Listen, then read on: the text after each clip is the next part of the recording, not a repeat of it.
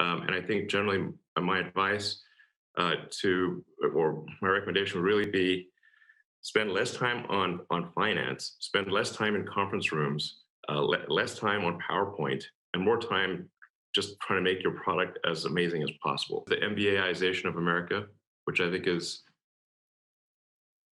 maybe not that great. Um,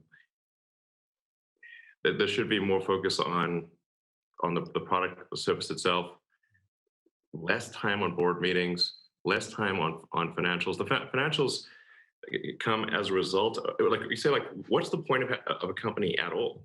And why even have companies? It's like a company is an assembly of people gathered together to create a product or service and deliver that product or service.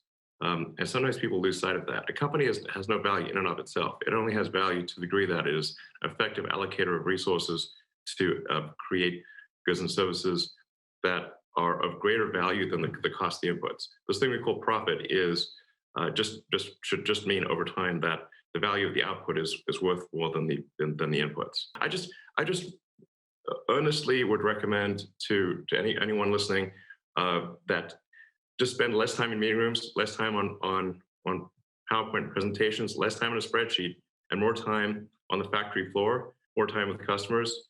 And obviously, a lot of people out there are already doing that. But I would just urge people to say, like, hey, step back a second and say, is your product as awesome as it could be? Probably not. What could you do to make it great? And if you like think about innovation, like maybe it has to be like breakthrough innovation. I don't think it necessarily has to be breakthrough innovation. It's just just make your product better. This is the thing that really matters.